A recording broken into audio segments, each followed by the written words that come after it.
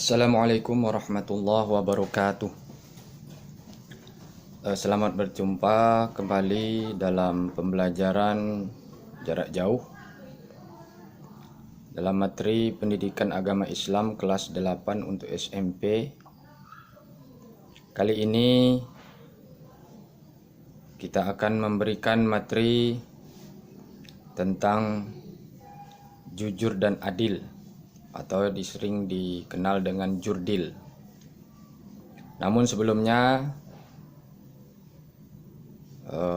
biasakan untuk subscribe channel ini agar channel ini lebih berkembang, dan jangan lupa tekan tombol notifikasi. Like dan komen sangat dibutuhkan dalam video ini.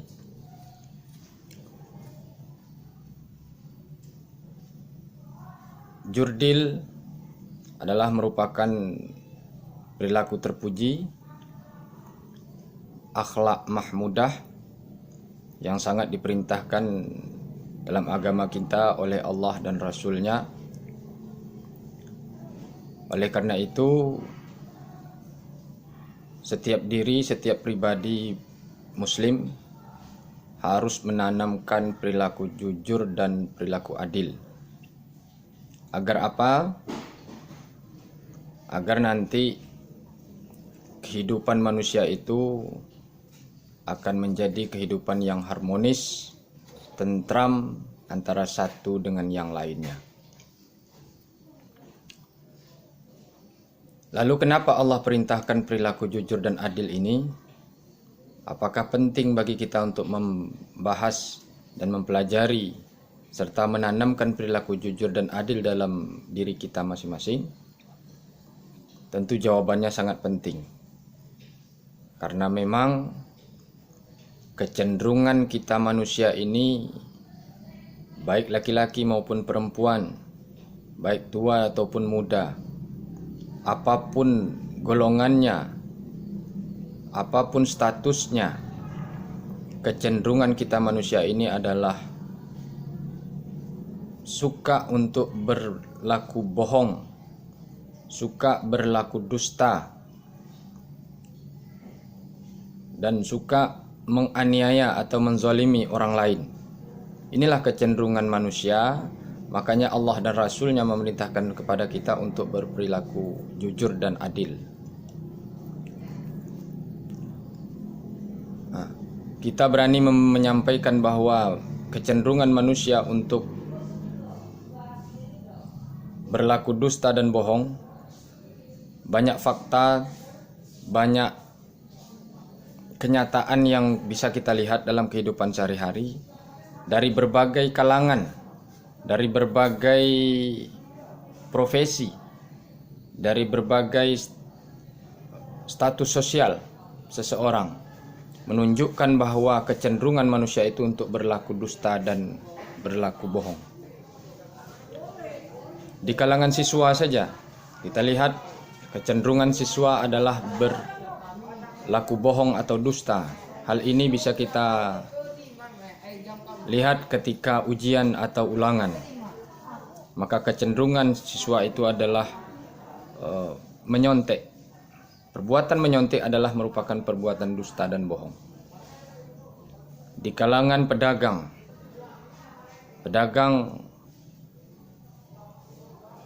juga banyak yang berperilaku dusta.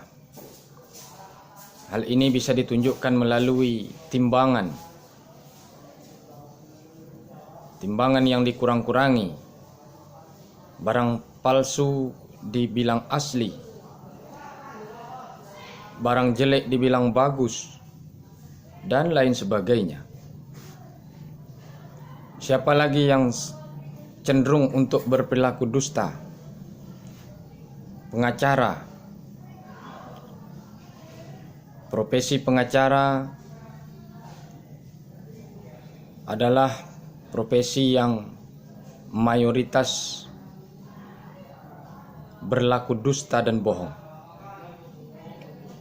Karena kalau dia tidak pintar berlaku dusta dan bohong, niscaya kliennya tidak akan terbebas dari hukum, tidak akan diringankan dari hukum.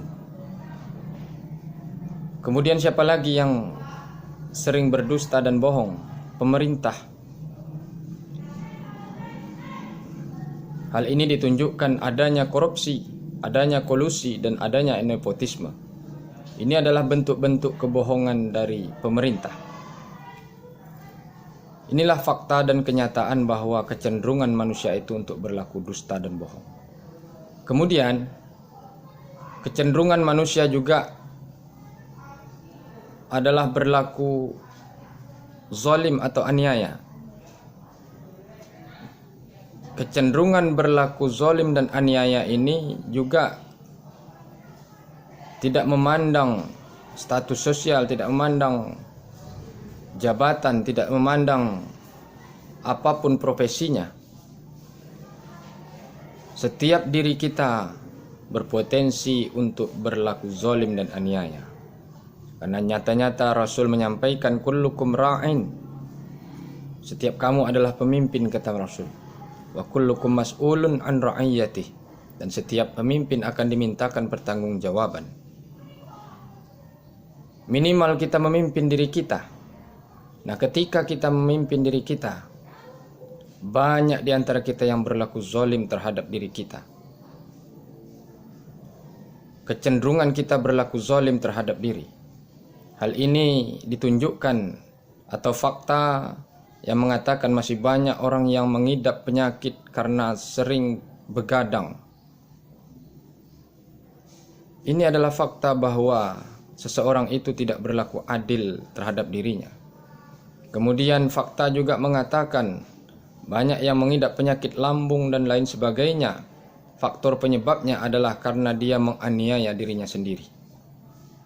Inilah kecenderungan manusia. Kemudian kalau kita lihat dari segi profesi dan status sosial seseorang, siapa yang sering berlaku zalim dan aniaya? Orang tua. Banyak di antara orang tua yang menzalimi anaknya. Hal ini ditunjukkan kurangnya kepedulian orang tua terhadap anak. Kemudian dari kalangan hakim cenderung untuk berlaku zalim dan aniaya. Makanya Nabi mempertaruhkan kepada hakim bahwa seseorang yang menjabat sebagai hakim, maka sudah pasti kaki kirinya, kaki sebelahnya berada di neraka. Kalau hakim itu berlaku adil, maka niscaya kaki yang satunya akan membawakan dia masuk ke dalam surga. Tetapi apabila dia berlaku curang, hakim yang tidak adil, hakim yang berbuat aniaya, maka kaki sebelahnya akan membawa kaki sebelahnya lagi untuk masuk ke dalam neraka. Apa fakta bahwa hakim itu berlaku aniaya dan zalim? Banyak kita temukan hakim yang disogok, sehingga terkadang yang salah dibenarkan. Orang yang nyata-nyatanya benar, justru itu yang disalahkan. Kemudian banyak kasus-kasus yang menunjukkan bahwa hakim itu tidak berlaku adil. Baru-baru ini kita lihat di televisi, ada seorang nenek-nenek yang sudah tua, yang tidak layak lagi untuk dihukum di dalam penjara. Ketika nenek itu mencuri ubi tetangganya, kemudian dilaporkan ke polisi dan diadili, maka hakim memutuskan nenek itu dihukum penjara selama 3 bulan. Dari segi kemanusiaan, maka keputusan hakim itu tidaklah merupakan keputusan yang adil.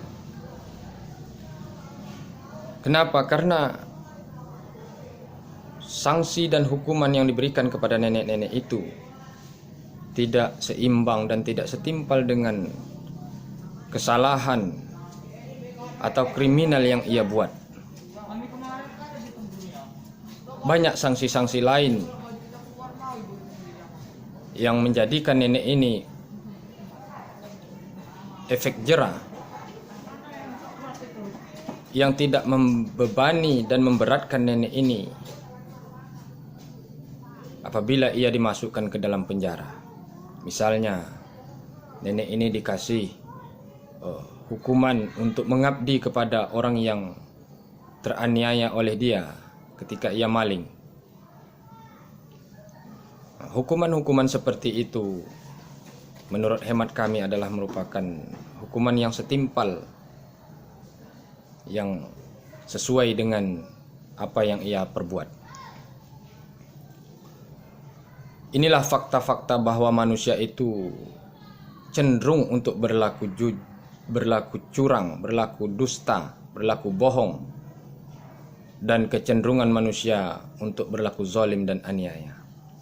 Oleh karena itu, mari kita ikuti perintah agama melalui Al-Quran dan Sunnah Rasul. Di dalam Al-Quran disampaikan oleh Allah di dalam surat Al-Ma'idah ayat 8, yang artinya, wahai orang-orang yang beriman, hendaklah kamu jadi orang-orang yang selalu menegakkan kebenaran karena Allah, menjadi saksi dengan adil, dan janganlah sekali-kali kebencianmu terhadap suatu kaum mendorong kamu untuk berlaku tidak adil. Berlaku adillah, karena adil itu lebih dekat kepada takwa, dan bertakwalah kepada Allah, sungguh Allah Maha mengetahui terhadap apa yang kamu kerjakan. Inilah dalil dalam Al-Quran yang merintahkan kita untuk berlaku jujur dan adil. Lalu apa yang dikatakan jujur? Jujur adalah merupakan ucapan dan perbuatan yang benar sesuai dengan fakta dan kenyataan. Sedangkan adil memiliki banyak makna. Adil bisa diartikan berpihak kepada kebenaran. Adil juga bisa diartikan memberikan hak kepada yang berhak menerima. Kemudian adil juga dapat diartikan meletakkan segala urusan pada tempatnya. Inilah makna adil yang bisa kita ambil di antaranya. Kemudian, bagaimana cara menerapkan perilaku jujur dan adil? Kita lihat yang pertama, perilaku jujur. Untuk menerapkan perilaku jujur, maka hal pertama yang mesti kita lakukan adalah rutinnya kita melaksanakan ibadah. Apapun bentuk ibadah yang diperintahkan oleh Allah, semua itu adalah untuk melatih. Semua itu adalah untuk membiasakan diri kita untuk berlaku jujur. Karena kita yakin seyakin-yakinnya tidak mungkin ibadah yang kita lakukan dengan curang dan dusta akan diterima oleh Allah Subhanahu wa taala. Maka pasti seseorang yang melakukan ibadah, dia tidak akan mau untuk berlaku curang terhadap ibadah yang ia lakukan itu. Kemudian yang kedua, membiasakan perilaku jujur dimulai dari rumah. Bagaimana caranya? Yaitu dengan melaksanakan tugas-tugas yang diberikan oleh orang tua dengan penuh tanggung jawab. Kemudian bagaimana lagi membiasakan perilaku jujur? Di sekolah, yakni dengan melaksanakan tugas-tugas dan mengerjakan tugas-tugas yang diberikan oleh guru. Kemudian membiasakan perilaku adil juga harus dimulai dari rumah, yaitu menerima segala perlakuan dari orang tua kita selagi wajar. Maka perbuatan menerima perilaku orang tua selagi wajar, maka itu termasuk pembiasaan atau latihan bagi kita untuk berlaku adil. Kemudian di sekolah kita latih juga perilaku adil dengan cara menghormati dan menghargai teman kita yang setara dengan kita. Baik itu dia sebagai ketua kelas, sekretaris dan bendahara dan lain sebagainya. Kita hargai dan hormati. Kemudian kita biasakan perilaku adil itu di tengah masyarakat, yakninya dengan menghargai dan menghormati tetangga-tetangga kita. Dengan demikian, apabila semua ini telah kita kerjakan secara pelan-pelan, kita menjadi orang yang jujur dan kita terbiasa untuk menjadi orang yang adil. Inilah materi kita pada kali ini, dan kepada siswa-siswa silakan dikerjakan latihan pilihan ganda dan esai yang ada di dalam buku cetak pada halaman 52. Ada 10 pilihan ganda dan ada 5 esai. Kemudian dikerjakan di buku latihan masing-masing. Kemudian dikirim melalui link pengiriman tugas yang tertera pada deskripsi video ini, yaitu dengan memencet panah bawah di bawah video ini atau di samping judul. Ya, pencet panah di samping judul video ini, maka di situ ada deskripsi. Silakan diklik linknya, maka di sana tempat pengiriman tugas. Demikian kita tutup dengan alhamdulillahirabbil alamin. Wassalamualaikum warahmatullahi wabarakatuh.